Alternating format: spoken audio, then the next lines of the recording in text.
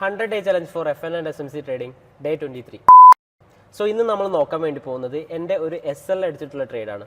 So അത് SL അടിക്കാനുള്ള കാരണം ആണ് ഞാനിവിടെ എക്സ്പ്ലെയിൻ ചെയ്യുന്നത്. മാർക്കറ്റിലേക്ക് വരാണെന്നുണ്ടെങ്കിൽ ഞാൻ യൂറോ USDയിലായിരുന്നു മാർക്കറ്റിൽ ഒരു ട്രെൻഡ് ആദ്യം തന്നെ നോക്കിയിട്ടുണ്ടായിരുന്നത്.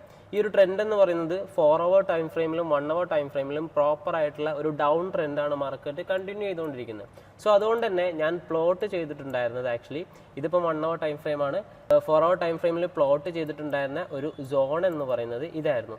ഓക്കെ, പ്രോപ്പർ ആയിട്ടുള്ള ബ്രേക്ക് ഓഫ് സ്ട്രക്ചറിന് ശേഷം അവിടെ ഒരു ഇൻഡ്യൂസ്മെന്റ് ഉണ്ട്. ഇൻഡ്യൂസ്മെന്റ് കഴിഞ്ഞ ശേഷം മാർക്കറ്റ് പ്രോപ്പർ ആയിട്ടുള്ള ഒരു 4 hour സോൺ ഉണ്ടെന്നുള്ളത്. അപ്പോൾ മാർക്കറ്റ് പ്രോപ്പർ ആയിട്ട് ആ സോണിൽ നിന്ന് തന്നെ റിവേഴ്സ് ചെയ്യും എന്നുള്ളതായിരുന്നു എൻ്റെ വ്യൂ വന്നിട്ടുണ്ടായിരുന്നത്.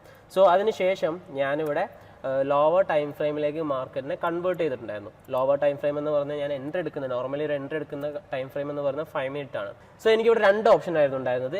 ഒന്നെങ്കിൽ മാർക്കറ്റിൽ ഇവിടുന്ന് ഒരു റിവേഴ്സൽ തന്നതിന് ശേഷം ഒരു ചേഞ്ച് ഓഫ് ക്യാരക്ടറിന് ശേഷം എന്ത് ചെയ്യാം, റീടെസ്റ്റ് ചെയ്തതിന് ശേഷം ഒരു എൻട്രി എടുക്കാം. അതല്ലാന്നുണ്ടെങ്കിൽ ഒരു single candle mitigation. Actually single candle mitigation എന്ന് പറയുന്നത് ഒബ്വിയസ്ലി നമുക്ക് അവിടെ എന്തുണ്ട്, റിസ്ക് ഉണ്ട്. അതേസമയം ഒരു ചേഞ്ച് ഓഫ് ക്യാരക്ടറിനുള്ള എൻട്രി ആണെന്നുണ്ടെങ്കിൽ നമുക്ക് കുറച്ചും കൂടി കൺഫേംഡ് ആയിട്ടുള്ള ഒരു എൻട്രി ആയിരിക്കും നമുക്ക് കിട്ടാം. ഞാൻ ഫസ്റ്റ് എൻട്രി ആയിട്ട് ഇവിടെ കൺസിഡർ ചെയ്തിട്ടുണ്ടായിരുന്നത് ഒരു സിംഗിൾ ക്യാൻഡിൽ മിറ്റിഗേഷൻ ആണ്.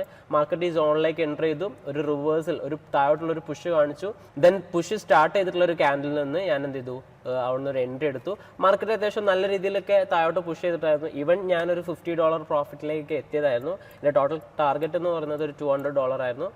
അത് അൾട്ടിമേറ്റ് ലോ വരെ ആയിരുന്നു എൻ്റെ ടാർഗറ്റ് ഉണ്ടായിരുന്നത്. പക്ഷേ മാർക്കറ്റ് അവിടുന്ന് റിവേഴ്സ് ചെയ്തതിന് ശേഷം ആ ഒരു 4 hour ടൈം ഫ്രെയിമിൽ എന്ത് ചെയ്യാണ്, ഒന്നും കൂടിയും ഗ്രാബ് ചെയ്തിട്ട് ഒന്നും കൂടിയും ലിക്വിഡേറ്റ് ചെയ്തിട്ടാണ് മാർക്കറ്റ് റിവേഴ്സലായിട്ട് വന്നിട്ടുള്ളത്.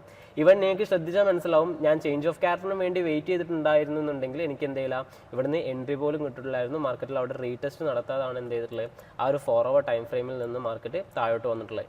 ഇപ്പം എന്ന് പറയുകയാണെന്നുണ്ടെങ്കിൽ എനിക്ക് എൻ്റെ എൻട്രി ഇപ്പോഴും സ്റ്റിൽ റണ്ണിങ് ആയിരുന്നെന്നുണ്ടെങ്കിൽ എനിക്ക് ഏകദേശം പറയുകയാണെന്നുണ്ടെങ്കിൽ ഒരു 75%ഓളം, അതായത് എനിക്കൊരു $150 പ്രോഫിറ്റ് ഉണ്ടായിട്ടുണ്ടായിരുന്നു. പക്ഷേ പ്രോപ്പറായിട്ട് മാർക്കറ്റ് അവിടുന്ന് റിവേഴ്സ് ചെയ്തില്ല. ഈവൻ ഞാൻ SL വെച്ച് ചെറുതാണ്. എനിക്ക് ശരിക്കും പറഞ്ഞിട്ടുണ്ടെങ്കിൽ ഇത്രയും വലിയ SL ഞാൻ കീപ്പ് ചെയ്യാതിരിക്കാൻ വേണ്ടിയിട്ടാണ് എന്ത് ചെയ്തിട്ടുള്ളത്, ഇവിടുന്ന് ഒരു സിംഗിൾ ക്യാൻഡിൽ മിറ്റിഗേഷൻ എൻട്രി എന്ന് പറഞ്ഞ് ടേക്ക് ഔട്ട് ചെയ്തിട്ടുള്ളത്. സോ ഇവിടെ കംപ്ലീറ്റ്ലി ഞാൻ ഫോളോ ചെയ്തിട്ടുള്ള എൻ്റെ ട്രേഡിംഗ് പ്ലാനാണ്. ഈവൻ അത് SL അടിച്ചിട്ടുണ്ടെങ്കിലും പ്രോപ്പർ ആയിട്ടുള്ള ഇതേപോലുള്ള ട്രേഡ്സ് എനിക്ക് നല്ല രീതിയിലുള്ള പ്രോഫിറ്റും കിട്ടിയിട്ടുണ്ട്.